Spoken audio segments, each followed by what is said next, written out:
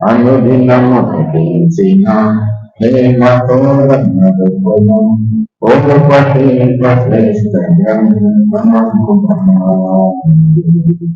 दुनिया में सबसे प्यार पुस्तकालय दुनिया में सबसे प्यार पुस्तकालय पढ़े जो उसको पढ़ो सामने कतना कोई न हो ओ दुनिया में सबसे प्यार पुस्तकालय The best book to read is the Bible.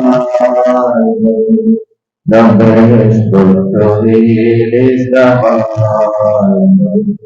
If you read it every day, it will help you all the way. Oh, the best book to read is the Bible. మన వాక్య ధ్యానం కొరకై మొదటి సందర్భంలో 4వ అధ్యాయం మొదటి సందర్భంలో 4వ అధ్యాయం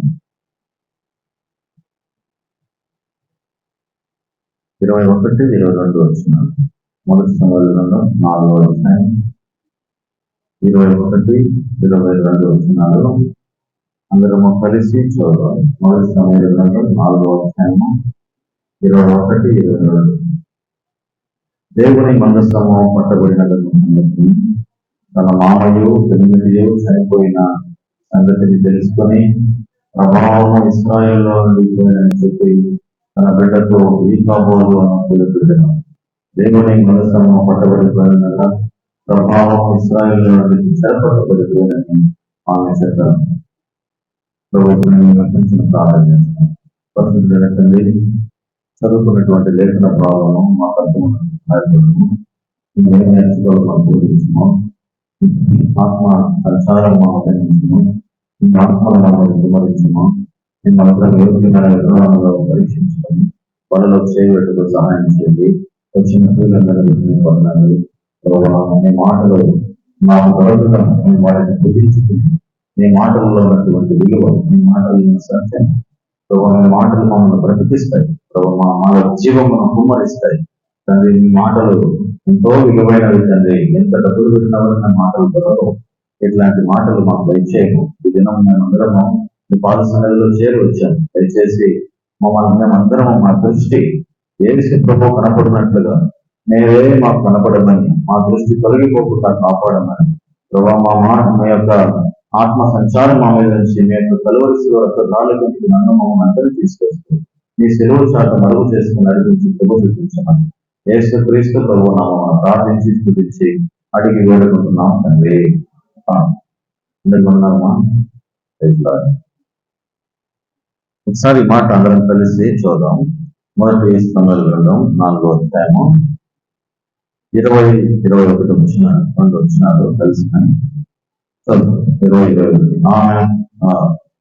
పొద్దునందుచుండగా దగ్గర నిలిచి స్త్రీలు ఆమెను భయపడవాడు కుమారుని కంటున్నదని ఆ ప్రకృతులను యొక్క నక్షత్రకై దేవుని మందసమ పట్టబడినదని సంగతి తన మహమ్మయో వెలువెంటి చనిపోయిన సంగతి తెలుసుకొని ప్రభావం ఇశ్రాయేలు పోయినని చెప్పి తన బిడ్డకు ఈ కాబోలు అన్న పేరు పెట్టను. దేవుని మందసమ పట్టబడిపోయినందున ప్రభావం ఇశ్రాయేలు నుండి చెరపట్టబడిపోయినని ఆమె చెప్పాను. చదువుకున్నటువంటి లేఖన భాగం ప్రభు మన కొరకై ఆశీర్వదించినదాకా. ఈ చదువుకున్నటువంటి లేఖనంలో ఒక మాట స్పష్టంగా రాయబడింది. ఏమనంటే ప్రభావము పోయెను అని రాయబడింది. దేవుని ప్రభావము పోయెను, దేవుని మందసము చెరపట్టబడెను, దేవుని సన్నిధి పోయెను, దేవుని మహిమ పోయెను. దేవుడు విడిచిపెట్టి వెళ్ళిపోతే గత్యంతరం ఏమి గతిపడుతుంది? ఎందుకు ఆయన వెళ్ళిపోతాడు? ఆయన మహిమ ఎందుకు వెళ్ళిపోయింది? ఆయన ప్రభావం ఎందుకు పోయింది, ఆయనను బాధపరిచినటువంటి సంగతి ఏమిటి? ఒక ఇంటికి, ఒక చుట్టం ఇంటికి మనం పోతే మంచి మర్యాద ఉంటే మనం ఒక రోజు ఉండొచ్చు, 2 రోజులు ఉండొచ్చు. ఒకవేళ మర్యాద లేకపోతే ఆ ఇంట్లో ఉండగలుగుతామా? మర్యాద లేని చోట, విలువ లేని చోట మనం ఉండగలుగుతామా? ఒక ఇంటికి ప్రేమ నిండుగా ఉంది, ఆ ప్రేమ గల ఇంటిలో మనం ఎంతసేపైనా ఉన్నా కూడా, ప్రేమ గల ఇంటిలో ఆకుకూర భోజనం చాలంట. ప్రేమ గల ఇంటిలో సామెతల్లో ఉన్నాయి మాటలు. ప్రేమ గల ఇంటిలో ఏం భోజనం? ఆకుకూరల భోజనం అంటే చాలు, బిర్యానీ ఏం అవసరం లేదు. ప్రేమ లేని చోట, విలువ లేని చోట ఒక ఒక క్షణం కూడా ఉండబుద్ధి కాదు. ఎందుకన్నా వచ్చినామా అనిపిస్తుంది. తప్పు చేసినా నేను వచ్చాను అంటాం కొన్నిసార్లు. అదే నేను అడిగిపోయి తప్పు చేసినాను, మనసు చాలా బాధపడింది నేను అక్కడికి పోయి అనుకుంటాం. దేవుని మహిమ పోయింది, దేవుని ప్రభావం పోయింది. ఎందుకు అంతగా బాధపడ్డాడు ఆయన? అక్కడ నచ్చినటువంటి విషయం ఏమిటి?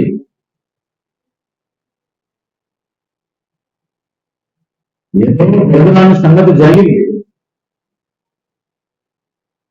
ఆయన మనసు నచ్చుకున్నది.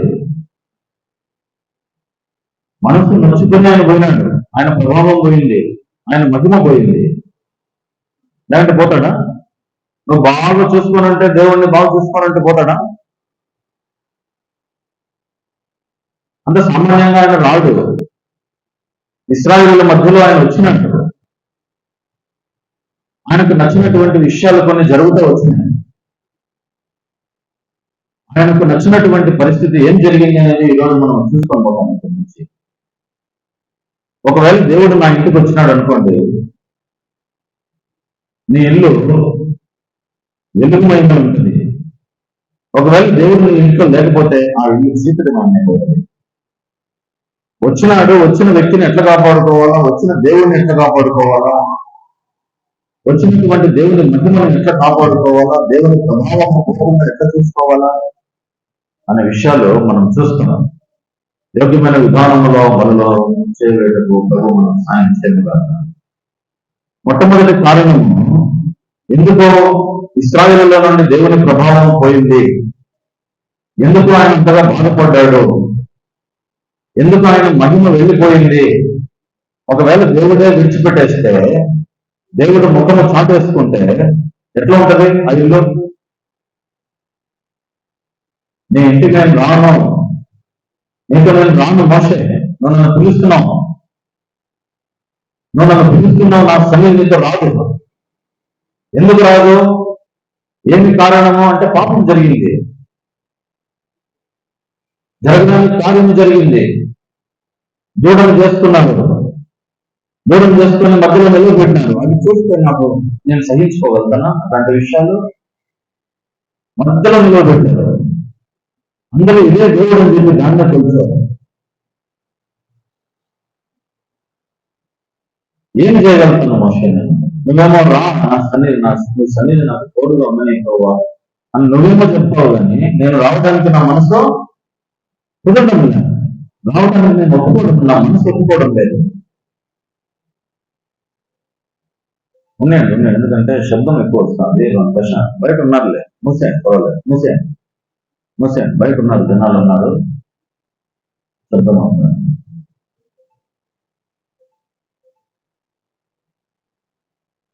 దేవుని ప్రభావము పోవడానికి, దేవుడు నొచ్చుకోవడానికి, దేవుని హృదయం మారపోయడానికి గల కారణాలు ఏమేమి ఉన్నాయి?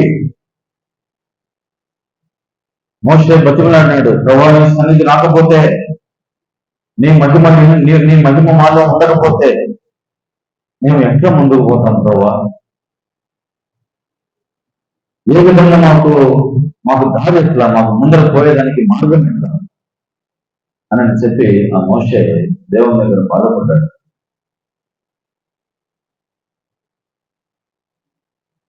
దేవుడు నచ్చుకున్నాడు, బాధ పెట్టారు, ఏడిపించారు, చాలా ఏడిపించారు బాధ. చాటున పోయి ఏడ్చుకున్నాడు దేవుడు.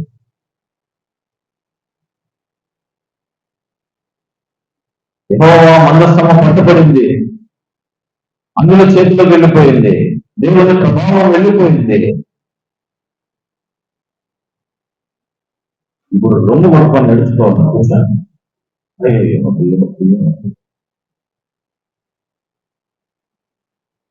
ఇశ్రాయేలులో నుండి ఎందుకు ఈ కుటుంబం పోయింది అని అంటే న్యాయాధిపతుల గ్రంథం 17వ అధ్యాయంలో చూడండి. న్యాయాధిపతుల గ్రంథం 17వ అధ్యాయం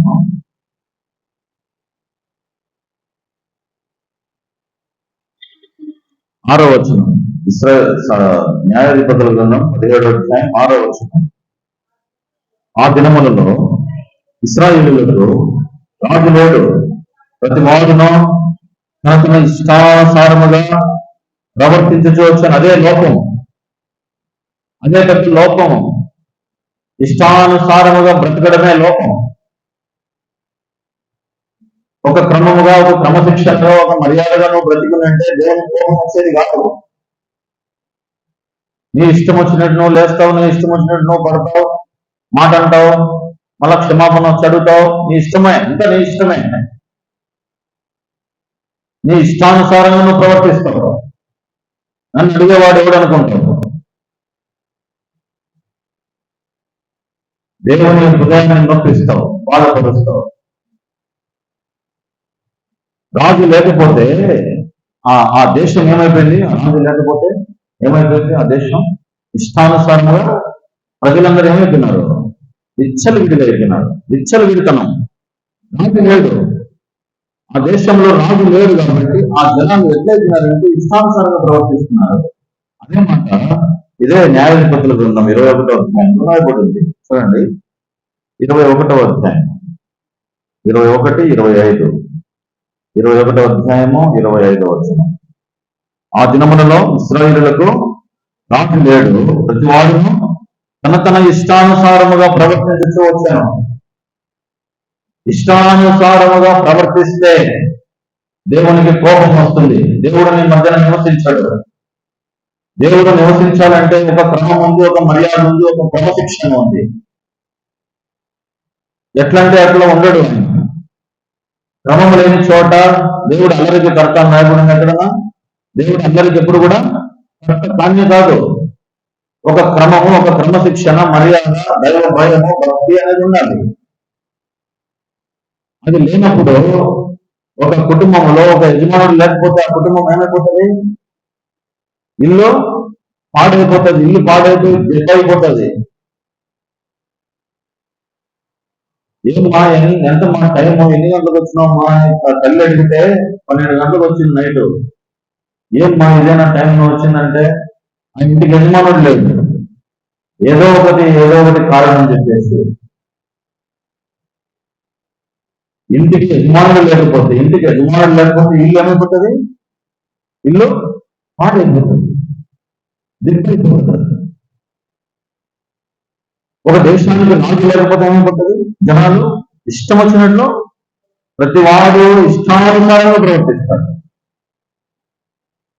దొంగతనాలు ఎక్కువైపోతే రాజు లేకపోతే దొంగతనాలు కావు. రాజు ఉంటే దొంగతనాలు ఉంటాయా? రాజు ఉంటే అదే శిక్షిస్తాడు. అమ్మో భయం లేదండి, మనకు శిక్ష ఉంది, మనం పట్టుకుంటే మనం జైలు పడతాము. రాజు లేకపోతే ఇష్టమే, ఎవరి ఇష్టం వాడిది. ఒక మంద ఉంది, గొర్రెలు ఉన్నాయి. గొర్రెలకు కాపురం లేకపోతే ఏమైపోతుంది? చూడండి, స్పష్టంగా రాయబడిన మాట హెచ్కేల్ గ్రంథం 34వ అధ్యాయం. హెచ్కేల్ గ్రంథం 34వ అధ్యాయం. హెచ్కేల్ గ్రంథం 34వ అధ్యాయము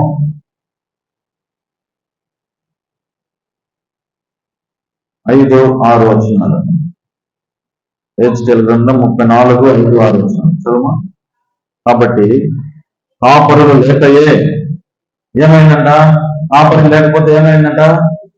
చెదిరిపోయినాయి, గొర్రెలు చెదిరిపోయినాయి, భయపడిపోయినాయి, బెదిరిపోయినాయి. కాపరులు అంటే జరిగేది కాదు, చెదిరిపోయినాయి. ఇప్పుడు ఏమైంది? చెదిరిపోయి సకల అడవి మృగములకు ఆహారమాయను. సకల అడవి మృగములకు ఆహారం అయిపోయింది. చెదిరిపోయిన తోట చెదిరిపోయింది. కాపరి లేడు, కుటుంబానికి యజమానుడు లేడు, సంఘానికి కాపరి లేడు. కాపరి లేకపోతే ఏమైపోయింది? చెదిరిపోయింది. ఎక్కడెక్కడ స్కాటర్ అయిపోయింది. చెదిరిపోవడమే కాదు, చెదిరిపోయిన తర్వాత సంగతి ఏం జరిగిందంటే అది మా గౌరవం ఏమైపోయింది? సకల అడవి మృగములకు ఆహారం అయిపోయింది. చూసుకోనున్నాయి. వాడు అందుకనే గర్జించు సింహం వల్ల ఎవరిని మింగుతున్నా, గర్జించు సింహం వల్ల తిరుగుతున్నాడు వాడు. ఎప్పుడు అవకాశం వస్తుంది, ఎప్పుడు పట్టుకున్నామని గుంటనక్కడ చూస్తామని దూరం నుంచి. ఎప్పుడు అవకాశం వస్తుంది, దూరం ఎప్పుడు పట్టుకున్నాము. కాపురి లేదు. కాపురి లేని పక్షాన్ని ఏమైపోయింది? అది ఆ సంగమం ఏమైపోయింది? చెదిరిపోయి అడవి మృగములకు ఆహారం అయిపోయింది. ఎంత విచారమైన సంగతి!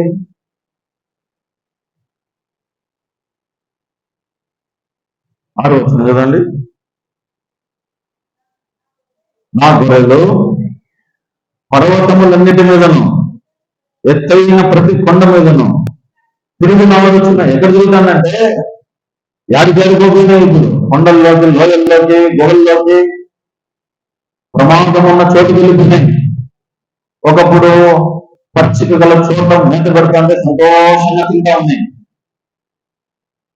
ఆ పరి ఎంత బాగా నెత్తి నెరికెక్కించుకొని బాగా చిన్న చిన్న వాటికి ఏదైనా జబ్బు పడితే దానికి మంచిగా చూసుకుంటా దాన్ని ఎట్లా బాగా కాపాడుతూ ఉన్నాడు. ఇప్పుడు ఏమైపోయింది? ఎక్కడెక్కడో తిరుగుతున్నాయి. కీర్తన 23వ అధ్యాయం అంతా చదివితే పచ్చిక గల చోట్ల ఆయనను పనులు చేయించున్నాను, శాంతికరమైన జలముల వరకు నన్ను నడిపించుచున్నాను. పచ్చిక గల చోట ఇప్పుడు ఆ పచ్చిక లేదు, వెదిలిపోయింది, చెదిరిపోయింది. కొండల్లో ఉన్నాయి, గుహల్లో ఉన్నాయి, లోయల్లో ఉన్నాయి, తరమపడుతున్నాయి. అమ్మ వచ్చేసింది, అదేదో వచ్చేసింది, భయంతో బతుకుతున్నాయి. తర్వాత ఏమన్నది అక్కడ? నా గొర్రెలు భూమి అన్నంతటా చెదిరిపోయినది. వాటిని గురించి విచారించేవాడు బుద్ధి రాదు. ఇంకా విచారించేవాడు ఒకడు లేడు, జ్ఞానం తెలుసుకునేవాడు ఒకడు లేడు. కాపులు ఉన్నప్పుడు ఎట్లున్నది, కాపులు లేనప్పుడు ఎట్లున్నది ఆలోచన చేయడం వల్ల విచారించేవాడు ఒకడు కూడా లేడు. తర్వాత వెతుకువాడు ఒకడును లేడు. 8వ వచనం, కాపురులు లేకుండా ఏమైందంట? కాపురులు లేకుండా నా గొర్రెలు దోపుడు సొమ్ము అయిపోయింది. ఇప్పుడు దోచుకుంటున్నాడు వాడు వచ్చి. నీ దగ్గర ఉన్న విలువైనవి తీసుకెళ్ళిపోతున్నాడు. విశ్వాసములో భ్రష్టుడు అయిపోయినాం. ఒకప్పుడు నెమ్మదిగా ఉన్నాం, పచ్చిక గల చోట్ల ఉన్నాం, శాంతికరమైన జలములు తాగుతూ ఉన్నాం. ఇప్పుడు దుష్టుడు వచ్చేసినాడు, నిన్ను పట్టుకున్నాడు, నీలో ఉన్న విలువైనవి ఎత్తుకు వెళ్ళిపోయాడు. నువ్వు ఏమిటంటే ఇప్పుడు దోపుడు సొమ్ము అయిపోయినావు. ఎంత విచారం అండి ఈ సంగతి! ఎంత విచారకరమైన, బాధకరమైన సంగతి ఇది. కాబట్టి దేవునికి నచ్చినటువంటి సంగతి ఏమిటంటే ఇష్టానుసారంగా మనము ఎక్కడ ఉండకూడదు, ప్రవర్తించకూడదు. అందరికి మనము సహవాసము చేయకూడదు, దుష్ట సాంగత్యం చేయకూడదు, ఇష్టం వచ్చినట్టు నడవకూడదు. ఒక క్రమముగా, మర్యాదగా నడుచుకోవాలి, దైవ భయము కలిగి నడుచుకోవాలి, క్రమము కలిగి నడుచుకోవాలి. ఎవరైనా సరే నా సన్నిధికి వచ్చినప్పుడు, ఆయన మందిరానికి వచ్చినప్పుడు మన ప్రవర్తన ఎట్లా ఉండాలంటే, ఆయన చూస్తూ ఉంటాడు, క్రీస్తు న్యాయపీఠం ఇక్కడ ఉంటది. దేవుడి మందిరమునకు వచ్చినప్పుడు పరమగీతాల్లో, ప్రసంగి గ్రంథంలో 5వ అధ్యాయంలో 1వ వచనంలో ఏమని రాయబడిందంటే, చదవండి. నీవు దేవుని మందిరమునకు పోయినప్పుడు నీ ప్రవర్తన జాగ్రత్తగా చూసుకున్నాము. ఏమంటే అజాగ్రత్తగా ఉండమని రాయబడిందా? ఎట్లా ఉందంట? జాగ్రత్తగా ఉందంట. ఎందుకు రాయబడిన ఈ మాటలో? నీ ఇష్టానుసారంగా ప్రవర్తించడానికి వీలు లేదు బిడ్డ. నీ ఇష్టం వచ్చినట్లు ఏమంటే అది చూడడానికి కుదరదు. నీ ఇష్టం వచ్చినట్లు ఏదంటే అది ప్రవర్తించడానికి కుదరదు. లోపల కమ్ ఇన్సైడ్,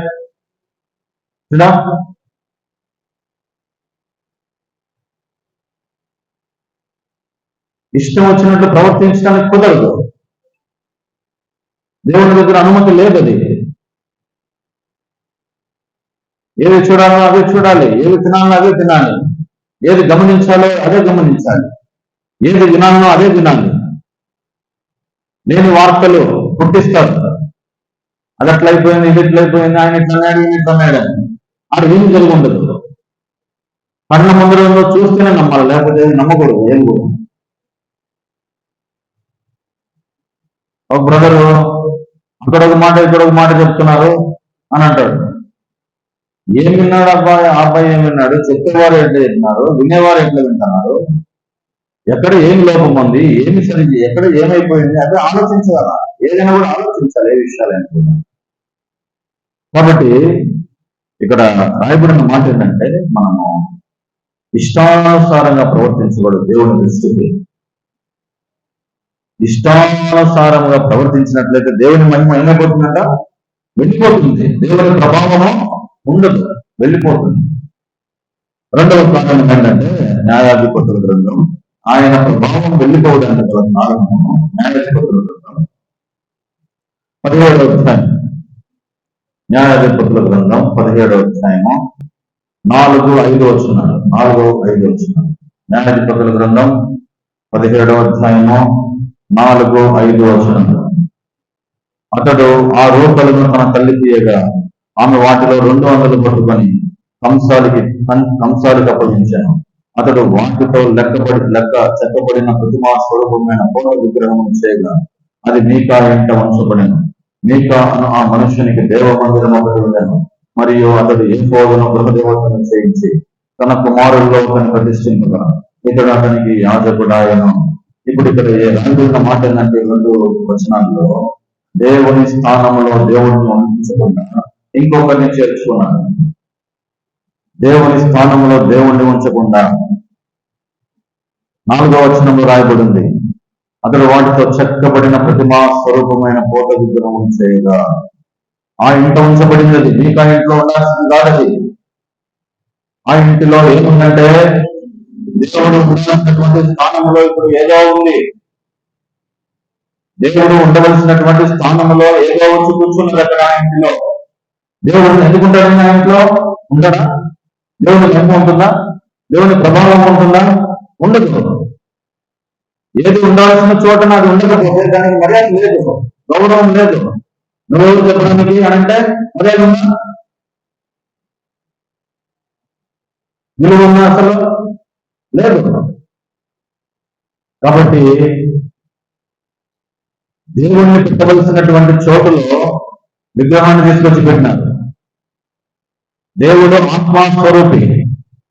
ఆత్మస్వరూపి దేవుని పక్కన పెట్టేసి విగ్రహాన్ని కోట కోసం చక్రం తీసుకొచ్చి పెట్టినారు. విగ్రహాన్ని పెట్టినారు. ఇప్పుడు కోపం వస్తుందా? నాకు దేవునికి వచ్చింది, కోపం వచ్చింది, అది వెళ్ళిపోయినాడు.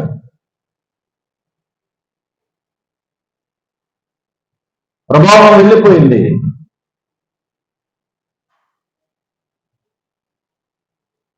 5వ వచనంలో 3వ కారణము, విగ్రహారాధనకు చోటు ఇచ్చినారు. దేవుని స్వరూపం, దేవునికి ఉన్నటువంటి స్థానం లేదు. ఇప్పుడు విగ్రహారాధనకు చోటు ఇచ్చినారు. నీకంటే నువ్వు అతిగా దేనైతే ప్రేమిస్తావో అది నీకు విగ్రహంలాగా కూర్చుంటుంది నీ జీవితంలో. నీ జీవితంలో నువ్వు దేనైతే ఎక్కువగా ప్రేమిస్తావో అది విగ్రహమే. దేవుణ్ణి తప్ప ఇంకెవరిని ప్రేమించకూడదు. దేవుణ్ణి తప్ప ఇంకెవరిని కూడా మనము ప్రేమించకూడదు. దేవుడే మనకు ధర్మస్థానంగా ఉండాలి. ఒకవేళ నువ్వు మంచిగా డ్రెస్సును ప్రేమించినావు అనుకో, మంచి డ్రెస్సును ప్రేమించి ఆ చీరలనే ప్రేమిస్తాను అంటే అది నీకు ఒక విగ్రహంగా కూర్చుంటుంది నీ మనసులో. కొంతమంది సెల్ ఫోన్లు ప్రేమిస్తారు, కొంతమంది కార్లను ప్రేమిస్తారు, కొంతమంది బైకులను ప్రేమిస్తారు. అంత ప్రేమ దాని మీద ఉండకూడదు. ఒకవేళ అంతగా ప్రేమ దాని మీద ఉంటే ఏమవుతుంది? విగ్రహంలాగా తయారవుతారు. 3వ కారణం ఏమంటే, విగ్రహారాధన ఆ ఇంటిలో ఉన్నది ఆ ఇంటిలో ఉండకూడదు. అది మీకు ఆ ఇంట్లో ఉండాల్సింది కాదు. అది మీకా ఇంటిలో దేవునికి స్థానం లేదు. రెండవ కారణం, దేవుణ్ణి ఉంచవలసినటువంటి స్థానంలో ఇంకొకటి వచ్చి కూర్చున్నది అక్కడ. విగ్రహారాధనకు ప్రాముఖ్యత అయిపోయింది. అప్పుడు దేవుని కోపం వచ్చేసి వెళ్ళిపోయినాడు. దేవుని ప్రభావంగా వెళ్ళిపోయింది. చూడండి, న్యాయాధిపతుల గ్రంథం 4వ కారణం 19వ అధ్యాయం. న్యాయాధిపతుల గ్రంథం 19వ అధ్యాయం 25వ వచనం. న్యాయాధిపతుల గ్రంథం 19వ అధ్యాయము 25వ వచనం.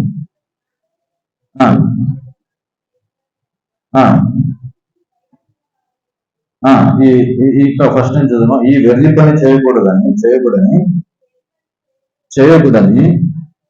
వారితో చెప్పిన గాని అతని మాట విన్నటకు వారికి మనస్సు లేకపోయింది కనుక ఆ మనుషుడు బయటనున్న వారి యొద్దకు తన ఉపపత్తిని తీసుకొని పోగా వారు ఆమెను కూడి ఉదయం వరకు రాత్రి అంతయు ఆమెను చెల్లించింది. తెల్లవారుగా వారు ఆమెను విడిచి వెళ్ళేది. ఏం జరిగింది అంటే, ఇశ్రాయేలుల ప్రజల మధ్యన చేయకూడదని జరిగింది. వ్యభిచారం జరిగింది. ఎంత ఘోరమైన మాటలు రాయబడినాయి. ఎందుకు కోపం రాదండి దేవునికి? ఇట్లాంటివన్నీ చదివితే ఎందుకు కోపం రాదు? వ్యభిచారం సహిస్తాడు దేవుడు? అక్రమము, అన్యాయము ఇట్లాంటిదంతా దేవుని దృష్టికి కనపడతా ఉంటే దేవుని ఎంత బాధపడతాడు, ఎంత నొచ్చుకుంటుంది మన హృదయము. అందుకనే దేవుని ప్రభావం వెళ్ళిపోయింది. దేవుడు దుఃఖపడ్డాడు, బాధపడ్డాడు, ఏడ్చాడు. ఏదైతే ఉండకూడదో అది ఉన్నది ఇశ్రాయేలు మధ్యలో. వ్యభిచారం ఉన్నది, విగ్రహారాధన ఉన్నది. దేవుని స్థానంలో ఇంకొక ప్రతిమను తీసుకొచ్చి ఉంచారు. దేవునికి స్థానమే లేదు ఆ ఇంట్లో. ఇష్టానుసారముగా ప్రవర్తిస్తున్నారు. ఇష్టం వచ్చినట్లు ప్రతి ఒక్కరూ ప్రవర్తిస్తున్నారు. రాజు లేడు, నాయకుడు లేడు, అడిగేవాడు లేడు, ప్రశ్నించేవాడు లేడు. ఎందుకు ఇట్లా చేసినావని అంటే, ఎందుకు ఇట్లా చేసినావు నాయన, ఎందుకు బిడ్డ ఇట్లా చేయకూడని పని చేసినావంటే ఇంకా కొట్టడానికి వస్తాడు తప్ప. ఇష్టానుసారం అయిపోయింది, జీవితమే ఇష్టానుసారం అయిపోయింది. ఎట్లా ఉంటాడు దేవుడు? ఉంటాడా? ఉన్నాడు. న్యాయాధిపతుల గ్రంథం 20వ అధ్యాయం 20వ వచనం చూడండి. 5వ కారణం 20వ అధ్యాయం 20వ వచనం చూడండి. 20 ఇశ్రాయేలీయులు బెన్యామీయులతో యుద్ధం బయలుదేరినప్పుడు ఇశ్రాయేలీయులు గిబియోనీయుల పొగటకు యుద్ధ పంక్తులు తీర్చగా, ఇక్కడ ఏమైందంటే సహోదరుల మధ్య అన్నదమ్ముల మధ్యన ఎవరే కాదు, ఐగుప్తీయుల మధ్య ఏం జరుగుతా ఉందంటే యుద్ధం జరుగుతా ఉంది. ఎందుకు జరుగుతుంది? పోరు. ఒక ఇంట్లో ఇద్దరు అన్నదమ్ములు ఉంటే, సహోదరులు ఉంటే ఎందుకు జరుగుతుంది పోరు? వాళ్ళిద్దరి మధ్యన ఎందుకు జరుగుతుంది? ఏమా, ఒక ఇంట్లో ఒక ఇద్దరు అన్నదమ్ములు ఉన్నారు అనుకోండి. వాళ్ళిద్దరి మధ్యన పొంతన సరిగా లేదు, వాళ్ళిద్దరు కొట్టుకుంటున్నారు. ఎందుకు కొట్టుకుంటారు? ఐక్యత లేదని, సఖ్యత లేదని, వారిద్దరి మధ్యన సమాధానం లేదు. అంతే కదా? వారిద్దరి మధ్యన సమాధానం లేక, సఖ్యత లేక, ఐక్యత లేక కొట్టుకుంటున్నారు. ఇప్పుడు అదే జరిగిందా? ఇశ్రాయేలీయుల ప్రజలే వాళ్ళిద్దరు కొట్టుకుంటున్నారు. సహోదరుల మధ్య గొడవ, యుద్ధం. ఎందుకో? ఐక్యత లేని కారణం. ఒకటంటే ఒకరు సరిపోవడం లేదు. మళ్ళీ అన్నదమ్ములే, ఒకరంటే ఒకరు సరిపోవడం లేదు. ఎక్కడ పోయినా చూడు, రాయచోట్ల ఆర్డీఓ ఆఫీస్ కాడికి పోతే, రెవెన్యూ డిపార్ట్మెంట్ కాడికి పోతే నా భూమి కొట్టేసాను. ఈ పంచాయతీ ప్రతి ఇంట్లో ఉంది లేదా? ప్రతి ఇంట్లో ఉందా లేదా?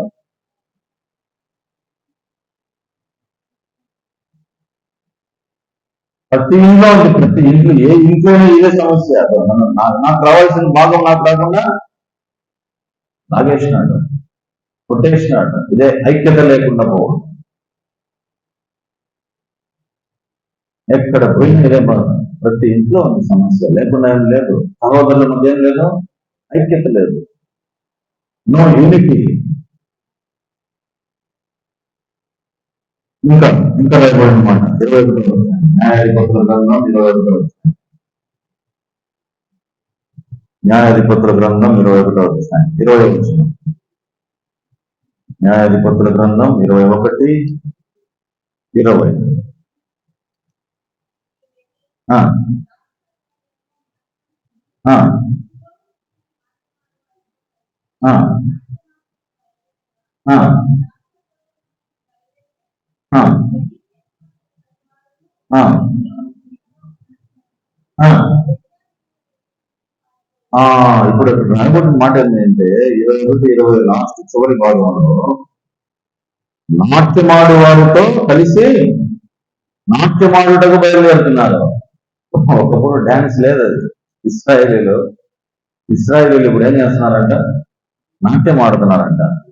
ఒకప్పుడు ఇస్రాయేలీలకు ఏముందంటే ప్రార్థన చేసే అలవాటు ఉంది. ఏదైనా కూడా ఏది అడగాలన్నా దేవుని దగ్గర ప్రార్థన చేసి అడిగేవాళ్ళు. నాట్యం లేదు. ఇప్పుడు ఏమొచ్చి కూర్చునే వాళ్ళకు ఏమన్నమాట? నాట్యం ఆడతాను, డాన్స్ ఆడుతున్నారు. ఇదేరా దేవుడు అంటే వాడు తైతక్కలు ఆడుతున్నాడు. ఇట్లా బొమ్మ సాగిల పడరా, ఇదేరా దేవుడు అంటే వాడు ఏమో మైమర్చిపోతున్నాడు. వాడు మన సంగతి అర్థం కావడం. వాడు కళ్ళు తేలిపోతున్నాయి. అడిగడిపో ఊరు తిరుగుతాడు. ఒకప్పుడు వాళ్ళ ఇంట్లో ఇశ్రాయేలు మధ్యన ఏమున్నది? నాట్యం ఉన్నది. దేవుని దగ్గర మొదపెట్టుకోవడం ఉన్నది. ఇప్పుడు అన్ని జనులతో కలిసి ఏం చేస్తున్నాడు? నాట్యం ఆడుతున్నాడు. అన్నిలతో కలిసి దుష్ట సాంగత్యము చేసి దేవునికి బాధ తెప్పించి కోపము తెప్పించి చేయకూడని పని చేస్తున్నాడు.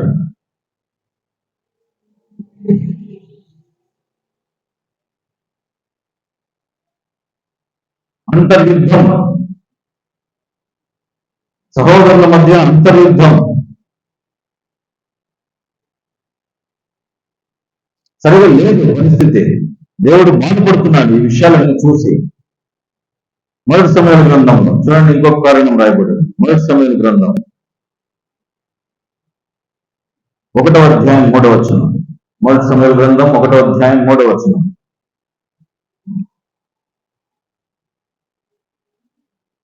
ఇతడు శిలోహనందున సైన్యంలో జరుగుతూ యెహోవాకు మొక్కుటకును బలర్పించుటకును తన పట్టణం విడిచి అతడి పోచుండెను. ఆ కాలమున ఏలి యొక్క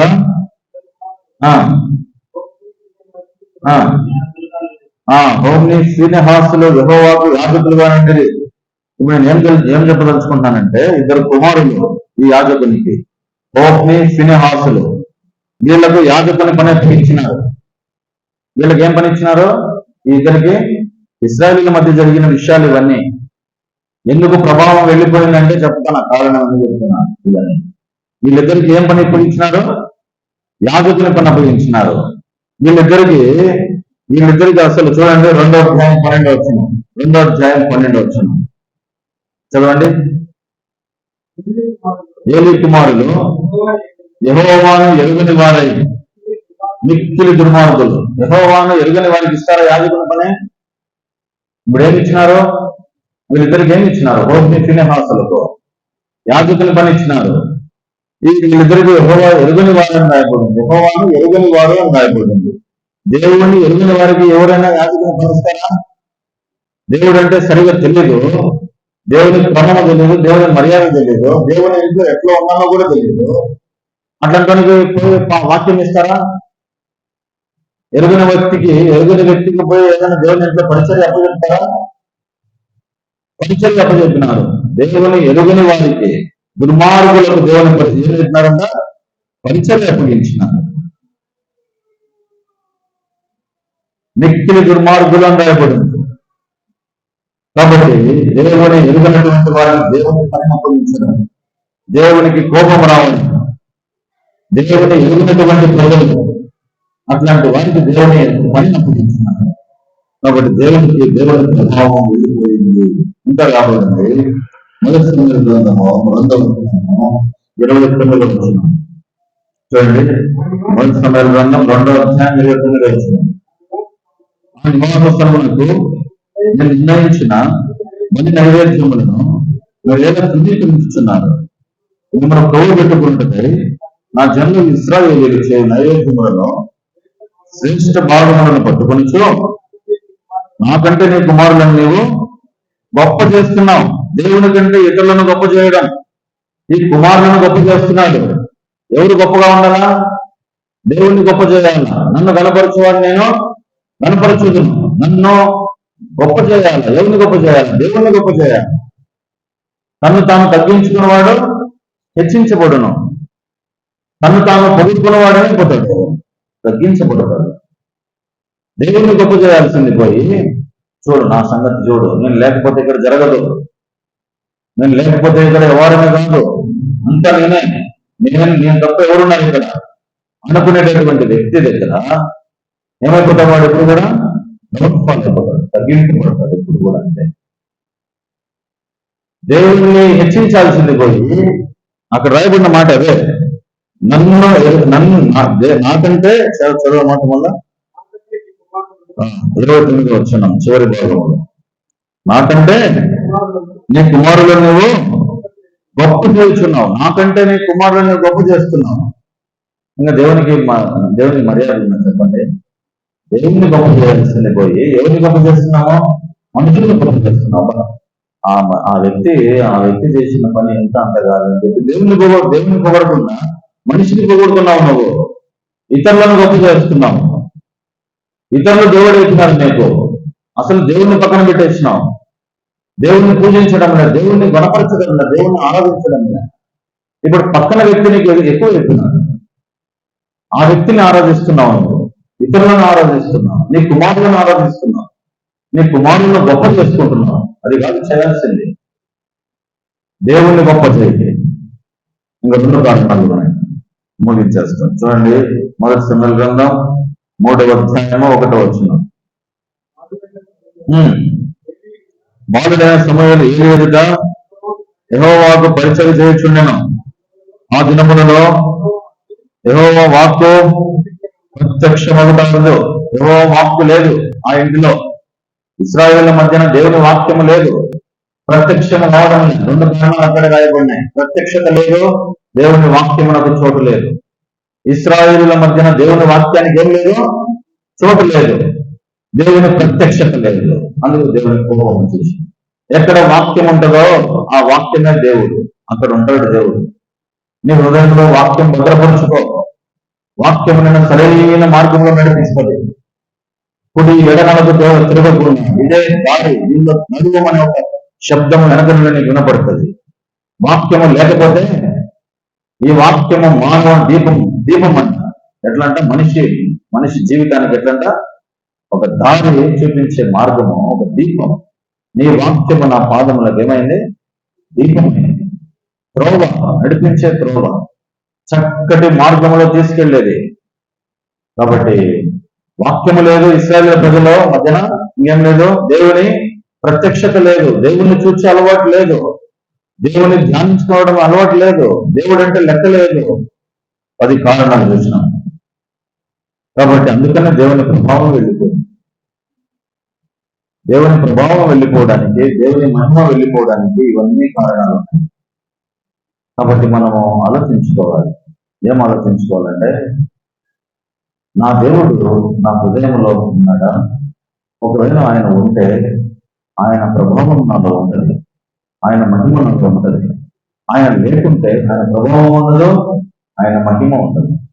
ఆయన ఎప్పుడైతే నిండుగా నీలో ఉంటాడో, చిన్నపిల్లలను గమనించినారు ఎప్పుడైనా? చిన్నపిల్లల్లో దేవుడు నిండుగా ఉంటాడు. వాళ్ళ ముఖం ఎట్లా ఉంటుందో తెలిసిన, ఇంకా కొద్దిసేపు చూద్దాం అనిపిస్తుంది. అంతేగా? చిన్నపిల్లల ముఖంలో, వాళ్ళ ముఖాల్లో ఉట్టి పుడుతూ ఉంటుంది. వాళ్ళ హృదయాల్లో కల్మషం ఉండదు, దేవుడు నిండుగా ఉంటాడు.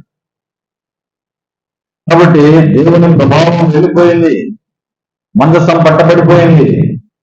ఈ కాబోదు అని పేరు పెట్టి దేవుడు విడిచిపెట్టి వెళ్ళిపోయాడు. నీ ఇంటిని విడిచిపెట్టి వెళ్ళిపోయాడేమో ఆలోచించు.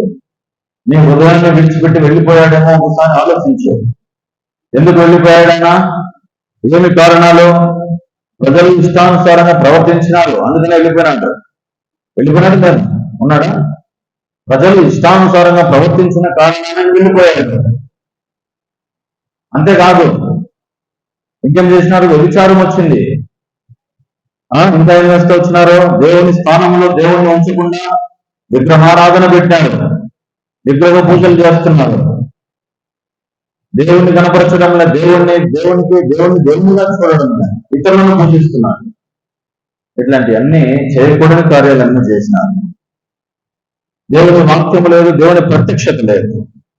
ఇప్పుడు దేవునికి కోపం వచ్చేసింది. ప్రార్థన చేసేదానికి బదులుగా ఇశ్రాయేలు ప్రజలు నాట్యం ఆడుతున్నారు. ఒకప్పుడు భయం ఉండింది, లేదు, పూర్తిగా వెళ్ళిపోయింది. కాలం సమీపించింది. ప్రియుడా, ఎట్లున్నావు దేవుని దృష్టికి? దేవుడి మీద ఉన్నాడు నిజంగానే? దేవుడి ప్రభావం మీద ఉంటుంది. దేవుడు ఉంటే దేవుడి మహిమలో ఉంటుంది. ఆ దేవుడిని దయచేసి ఈరోజు పొందు. ఆయన శీఘ్రంగా ఉన్నాడు, చేతులు నష్టం ఉన్నాడు మీ దగ్గరికి రావడానికి. ఎవడైతే నా వైపు చూస్తాడో, నన్ను కనుగొనవాడు జీవమును కనుగొనను. నేను ఉన్నాను నీ కొరకే, ప్రయాసపడి భారం మోసుకుంటున్న సమస్య నా ఇద్దరు రా, ఈరోజేనా, ఇప్పుడేనా, ఈ క్షణమేనా? నీ హృదయంలో నేను వచ్చినానంటే ఎంత సంతోషం ఉంటుందో తెలిసిన. ఆయన లేని ఇల్లు ఒక ఇల్లుగా ఉంటుందండి. ఆయన లేని ఇల్లు ఒక ఇల్లుగా ఉంటుందా? కాబట్టి ఆయన ఉండాలి మన ఇంట్లో, మన హృదయం మన ఇంటిలో ఉండాలి ఆయన. కాబట్టి ఆయన దుఃఖపరచదు, ఆయన బాధపరచదు. దుఃఖపరిచిన జీవితం చాలు, బాధపరిచిన జీవితం చాలు. ప్రభావిత మీదకి నేను అట్లాంటి పనులు చేయను, ఇష్టానుసారంగా ప్రవర్తించాను, నా ఇష్టం వచ్చినట్టు నేను బ్రతకను. ఒక క్రమంగా, మర్యాదగా, క్రమశిక్షణగా ఉంటాను. దేవుణ్ణి ఎక్కడ ఉంచామో అక్కడ ఉంచుతాను. దేవునికి ప్రథమ స్థానం ఇస్తాను. విగ్రహ పూజలు చేయను, నాట్యం ఆడను, ప్రార్థన చేస్తాను. ఇవన్నీ చేయాలి. దేవుని వాక్యానికి నేను చోటు ఇస్తాను. దేవుని వాక్యానికి లోపడతాను. దేవుని ప్రత్యక్షతను చూస్తాను. ఇవన్నీ నువ్వు చేయాలి. ఇవన్నీ ఎప్పుడైతే చేస్తావో అప్పుడు దేవునిలో ఉంటాడు. దేవుని ప్రభావం పోదు. ఒకవేళ దాటిపోయినాకో, దావీదు కుమారుడా దాటిపోకని చెప్పి ఒక ఆయన మాట్లాడుతున్నాడు. దాటిపోతే ఏమైపోతుంది అంటే లెక్క దిక్కులేని సాగు కావాల్సిందే. ఒకవేళ ఆయన దాటిపోయినాడంటే ఎవరు పట్టించుకోడు, మనం కుక్క కూడా పట్టించుకోవాలని అంటారు కొంతమంది. అది పరిస్థితి. కాబట్టి దేవుడిని బాగుపడ్డ దయచేసి come close to the God. ఆయన క్షమించుటకు సిద్ధమైన మనసు గల దేవుడు. ఈరోజు ఇష్టం వచ్చింది చూడద్దు దయచేసి. పరిశుద్ధాత్మ దేవుడు చాలా సెన్సిటివ్, చాలా మృదువైన దేవుడు. నువ్వు చేయకూడని ఏమైనా చేస్తే, చూడకూడని చూస్తే ఆయన భూమిలో నుంచి బాధపడి ఏడుస్తాడు, వెళ్ళిపోతాడు. ఒకసారి 2 సార్లు చూస్తాడు. ఈ సెల్లే చూస్తానే మనకు చూడకూడని చూసి పాపం తెచ్చుకొని ఇంకా చూసుకుంటా ఉన్నవనుకో, చూసి బాధపడతాడు. అదే నా బిడ్డ తిరుగుతున్నాడు, ఏడుస్తాడు. చేయొద్దు. దేవునికి నచ్చని పని ఏం చేయద్దు. ఆయనకు నచ్చే పనే చేయి. ఆయన ప్రభావం పోకుండా ఉంటుంది నీలో. అందరము దయచేసి మోహరిద్దాం. దేవుణ్ణి ఎక్కడ బాధపరిచామో, దేవుణ్ణి ఎక్కడ గాయపరిచామో మనం మోహరించి దేవుని సన్నిధిలో ఒప్పుకున్నాం. ఫలాని విషయంలో నేను పడిపోయాను, ఫలాని విషయంలో నేను జారిపోయాను, నేను బాధ పెట్టాను, నేను దుఃఖ పెట్టాను, నేను క్షమించి దేవుడి కొద్ది మాటలు దీవించిన దాకా మనం ప్రాంతంలో 2 నిమిషాలు మౌనంగా